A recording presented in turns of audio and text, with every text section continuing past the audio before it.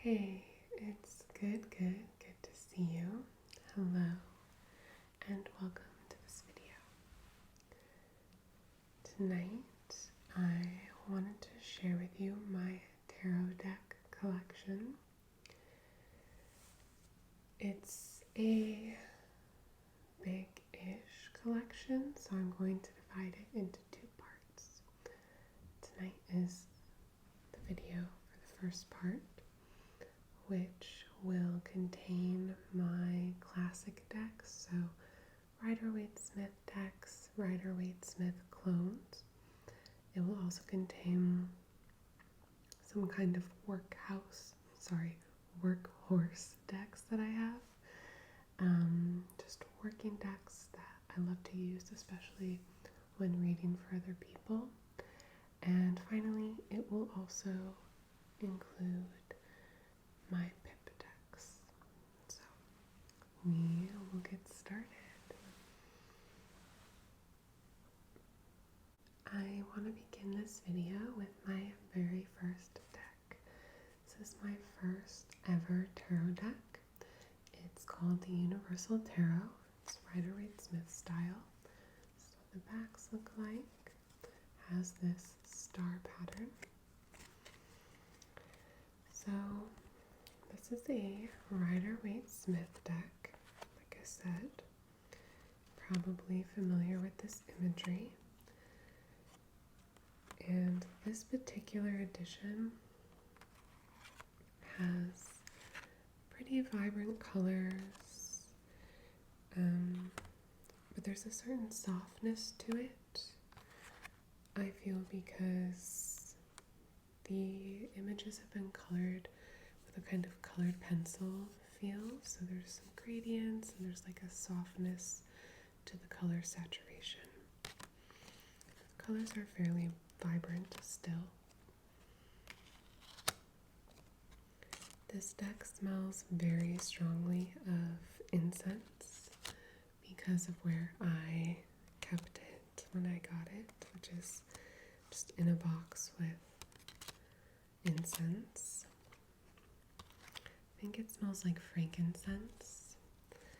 And although this style isn't my preferred style in a lot of ways, this deck is just really dear to me. It's the first deck I ever read with. It's what I learned tarot on. Like I said, it was my first, and I got it in high school. It was produced in the 90s, but I got it in high school. So I've been reading with it, off and on, now very regularly, for, almost 20 years.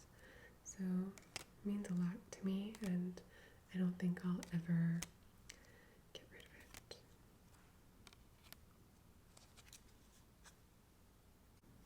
Next up, we have another Rider-Waite-Smith deck. This one is called the Radiant Wise Spirit, which I didn't realize until the other month, like a few months ago, that Radiant Wise Spirit is RWS, which is the same as Rider-Waite-Smith. So I think that's why they named it that way. This is what the back looks like, or the backs look like. It's full of roses and lilies, which is a really popular or significant motif used in this style of deck. You can see the cards are a bit thicker than your average card. They're just like a bit thicker. And they don't bend too much, which I personally don't mind, but it does make it hard to riffle shuffle them. So I tend to shuffle them overhand like this. This actually is my favorite version of the Rider-Waite-Smith deck. The colors are more subdued. They're a little autumnal, I think, And it's funny because the line work is kind of uneven. You'll notice in some cards the lines are fine.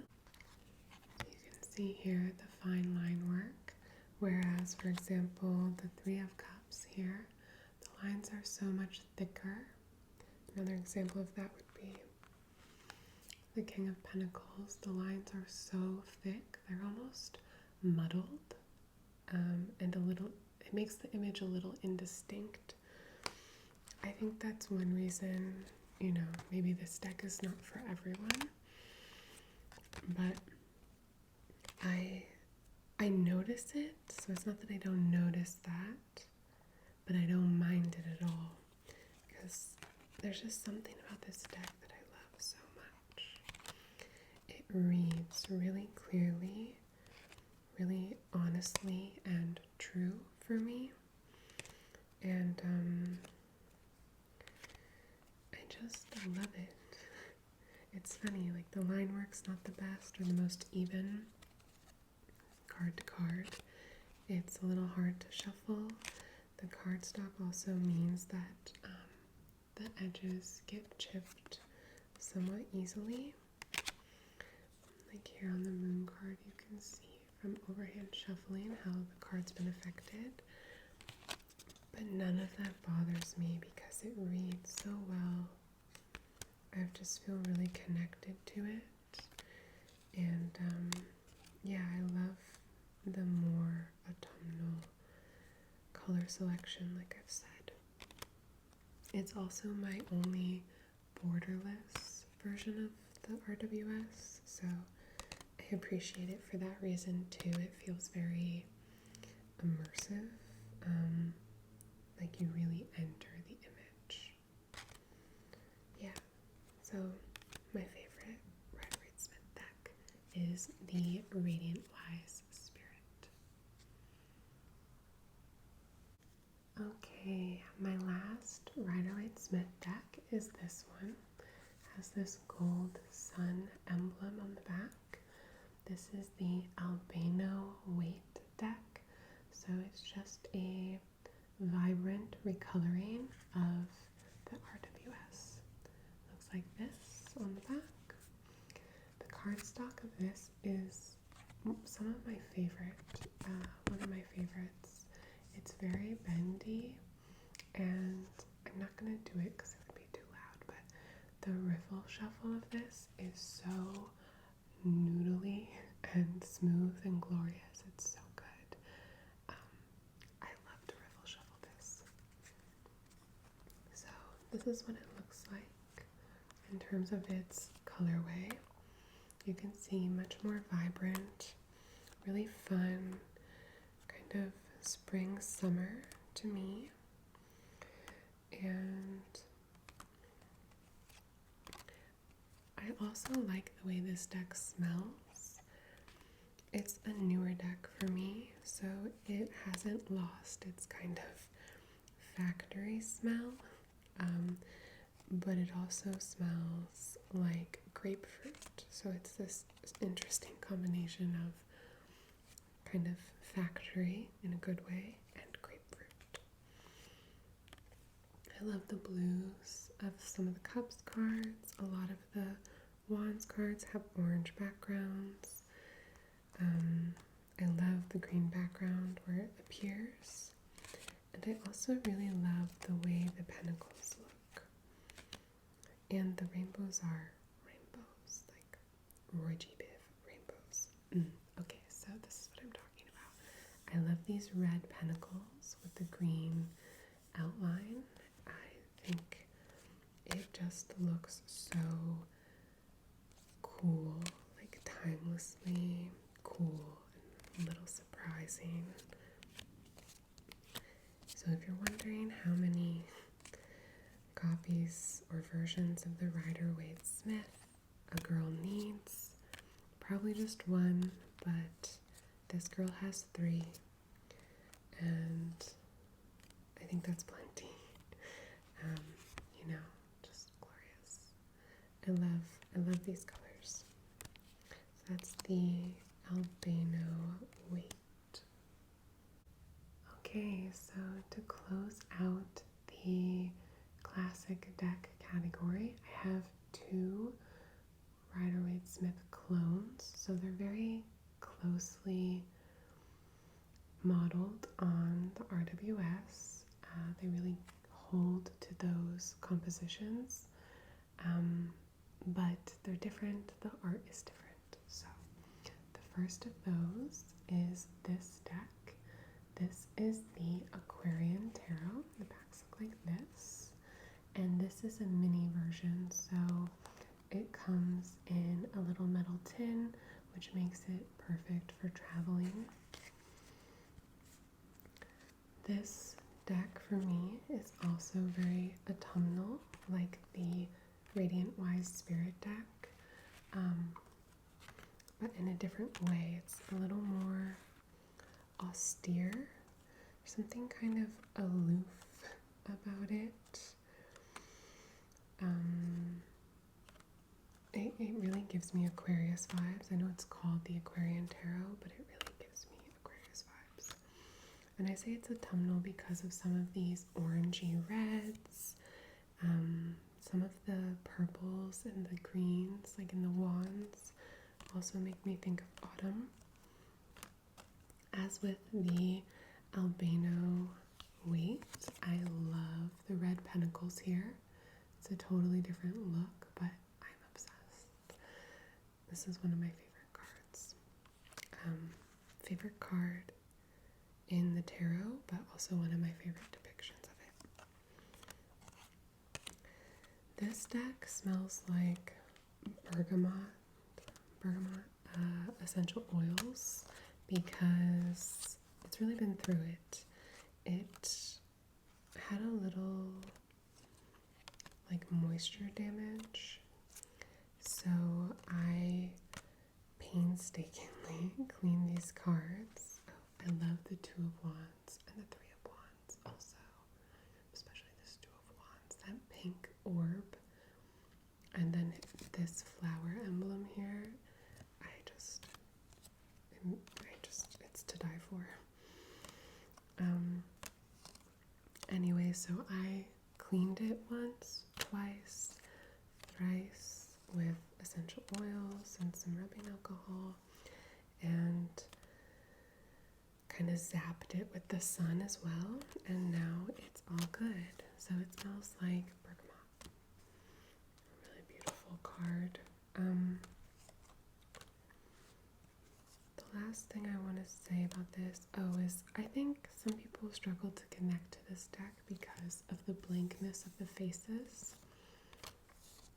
But I personally view the faces as a kind of placeholder, so you can kind of like zap anyone in. It's like just a figure. Like, they don't feel like real people to me in some ways. They do have certain features or facial hair that make them feel more singular or particular, but I just really see them as kind of placeholders, not really as real people, you know?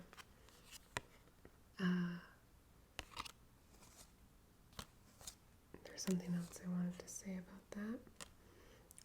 That I thought I would get the larger version of this deck because I love it so much. But when I went to the store and looked at it in person, I actually felt like I preferred the detail in the smaller deck.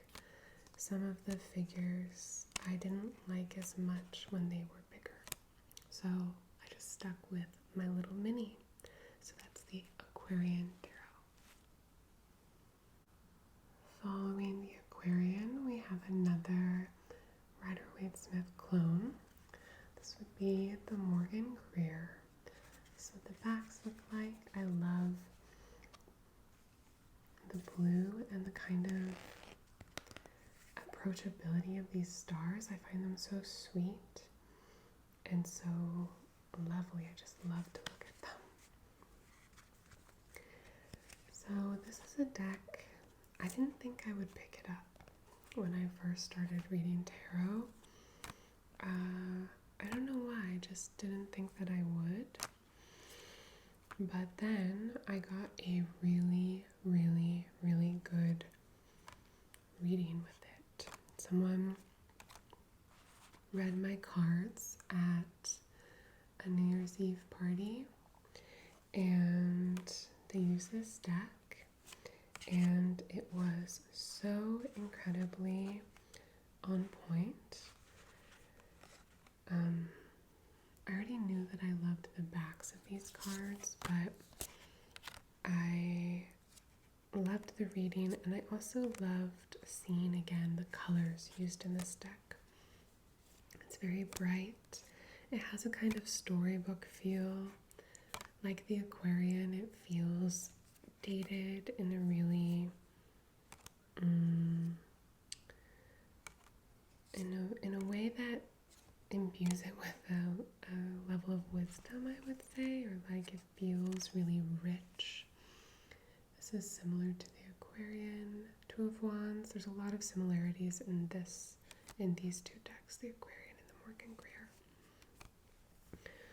I like that this is borderless, that you really get immersed in each card.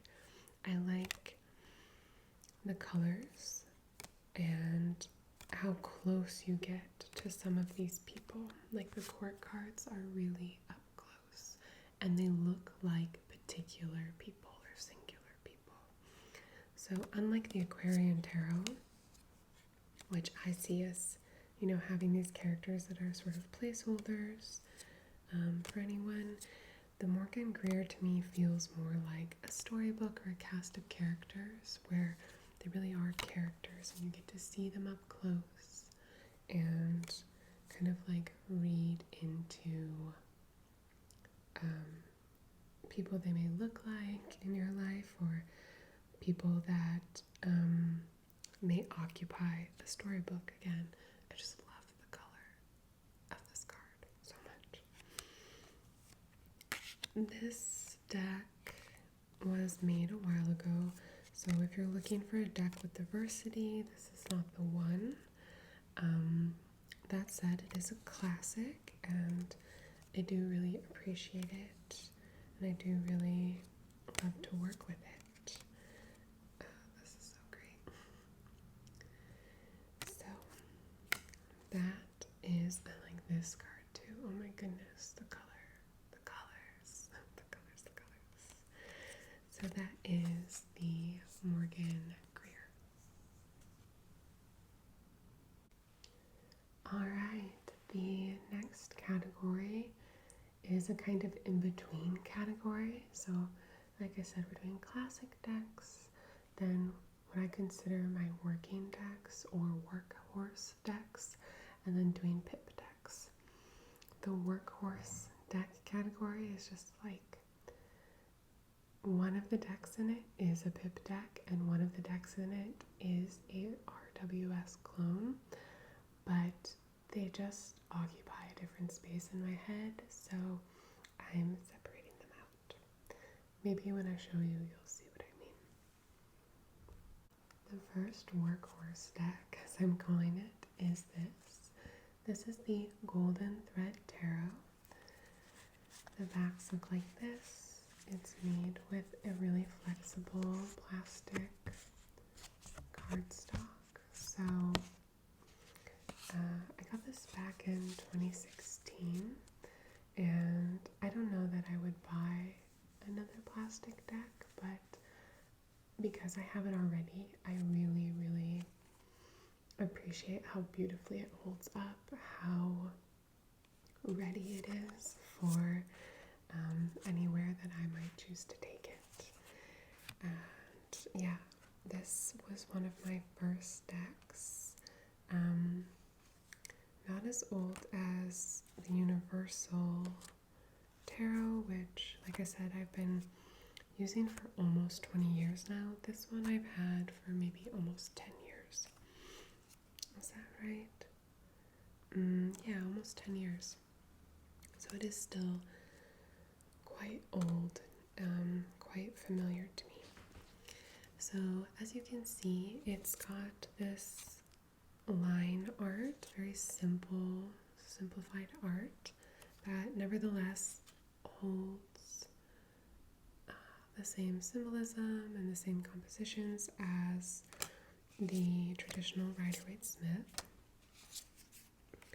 I like to use this deck to read for others. It's a great deck for reading for others because it carries the weight of the RWS. It has the full scope of the cards and of the highs and the lows and the lights and the darks that you want, but it feels more approachable than some of my other decks, I think.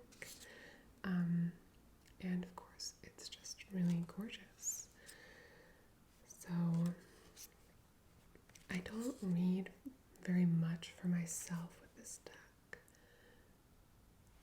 but I do a lot of readings for others with it, which is why I kind of consider it a workhorse. Some of the other RWS clones are also workhorses for me, but this one kind of just fills that space extra beautifully. So that is the Golden Thread. The second deck in this category is the Seventh Sphere Tarot. This is by the same creator as the Golden Thread, and that would be Tina Gong from Labyrinthos. So again, I got this deck almost 10 years ago. The Golden Thread has gold detailing. This has a rose gold detailing on the back. It's these sweet, soft pink cards. This deck is Marseille style.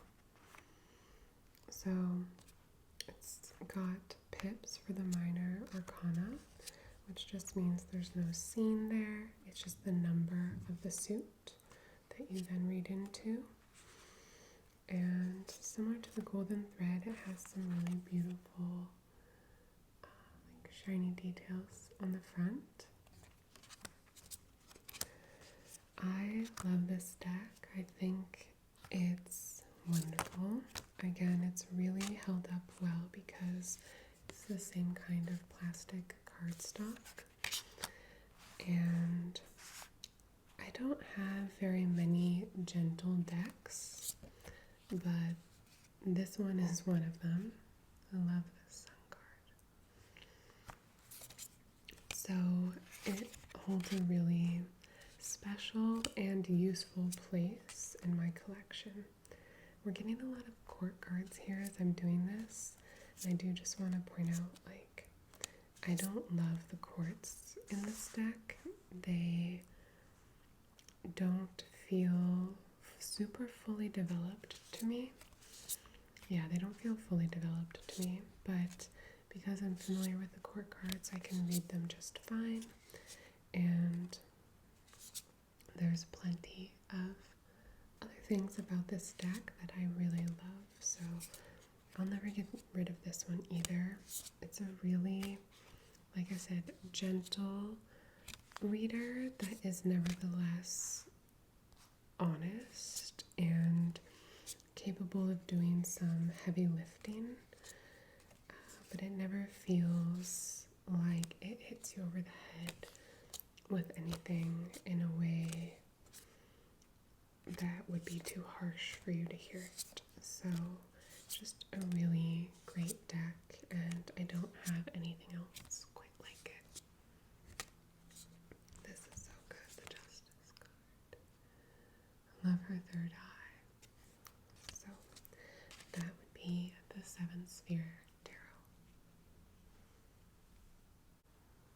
Now we'll move on to the third and final category, which is for my Pippa decks. So this just means decks where the minor arcana are not really illustrated, just shows the number of the suit, similar to the Seventh Sphere. The first deck that I want to show you in this category is the Pagan Otherworlds Tarot. what the backs look like. It's fun, kind of almost not medieval, but old-timey floral print. This deck is another deck that I got early on. So I got that Rider-Waite Smith deck first in high school, then took a long break from acquiring decks, and then again, probably like 10 years ago, I picked up, I don't know, 5 to 7 more, and this deck was in that group. These cards are made from oil paintings from a woman named Linnea, who's one half of the duo that runs this company called Usi, U-U-S-I. And I just love it. You can see that the minor arcana do have some illustration to give you a little bit of the idea of the card. So it's not traditional Marseille style, but they are pretty pippish in the minor arcana. Like this one, for example, a pumpkin to symbolize growth, harvest perhaps. This card can also mean community or support. You know, here we have recuperation or rest with the Four of Swords. The fourth sword at the bottom there, laid down, suggesting the meaning of the card. Eight of Pentacles, diligent, mastery or effort. So we have this tree bearing fruit, if you will, in the shape of pentacles or the form of pentacles. So anyway, I just love the old world feel of this. It reads really well. It feels very versatile to me.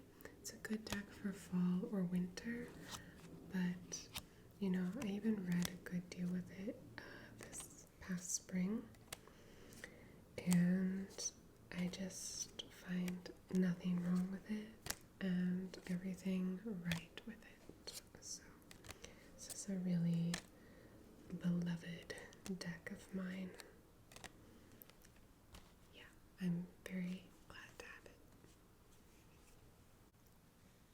it. Next up, we have the Tarocchi by Mr Friborg. Backs look like this. They look nice with my nails. Another pip deck. My partner can never remember the name of this deck, so he jokingly calls it the Tarocchi for Borky, or like Tarocchi for Roberkey or something. So now sometimes I call it that too. So when I was going to show it to you, I had to think of what it's actually called. It's called Tarocchi by Mr Friborg, and I love it. It is dark. All of the figures have faces like this. Very memento mori, yeah. And it's very dark, but then you have that coupled with these really soft, beautiful pastel colors. And again, like a kind of old world feel.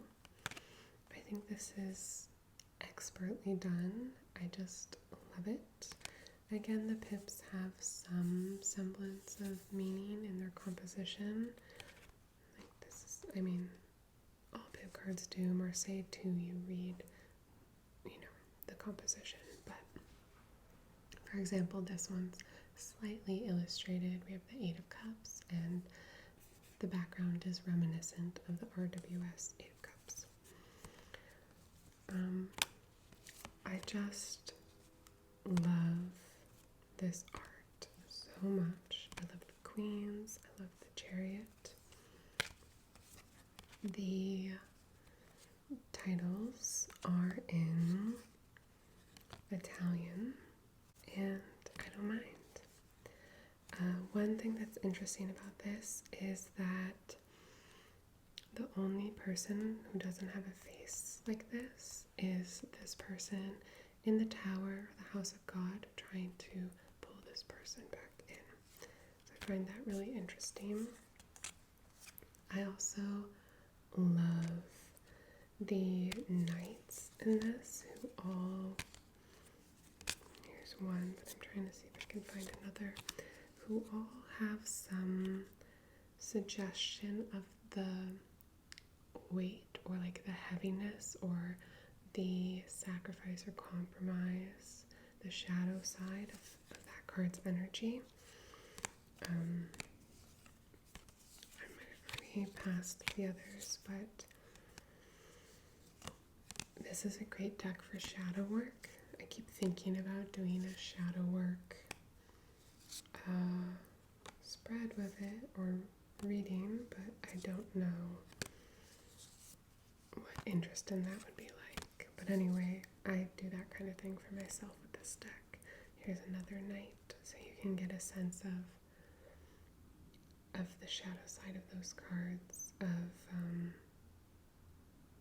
yeah, like he's so heavy here, so yeah, so bottom heavy, so lacking in movement, really stagnant card. So this is the Tarocchi by Mr Friborg, not called the Tarocchi, or whatever my partner says. Alright, after that we have another mini deck like the Aquarian. This one is the Inversion Tarot. The backs look like this. I love the design of this deck so freaking much. So, as you can see, they're black cards, and this deck was a gift from my partner. I did not think that I needed a deck like this at the time that he got it for me. I wasn't really reading much with straight pips like this. You know, just absolutely no illustration.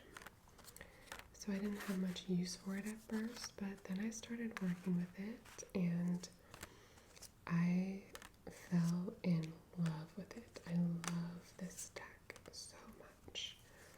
I love the Death card.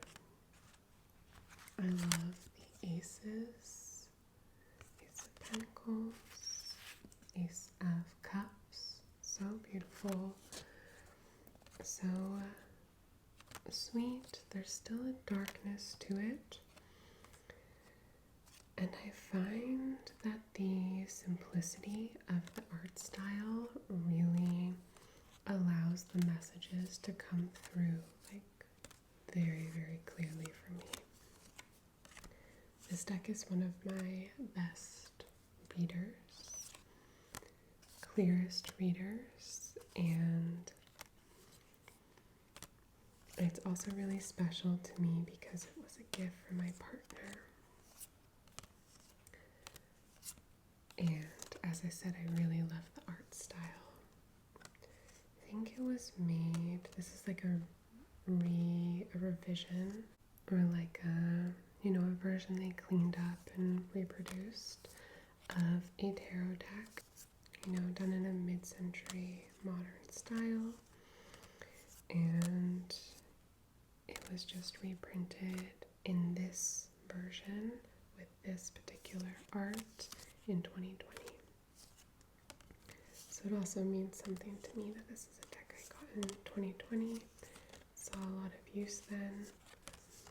It's probably that much wiser because of it, and yeah, this is one of my top decks that you could not pry out of my hands. That's the Inversion Tarot. Okay, and then finally we have this deck. It doesn't go with my nail polish, but that's fine. This is my newest deck, actually. It's called the Crippa Tarot, so Crippa. and I love it. It's handmade, so you know, you can tell by the way the cards are cut. Someone did it by hand. And I have to say too, the way it shuffles when I do it fast, which I'm like a little scared to do in this video, but to me it sounds like the wind through a bird's feathers, or like someone's footsteps in a forest, like on a forest floor. I'll try to do it fast really quick to see if you can hear it, but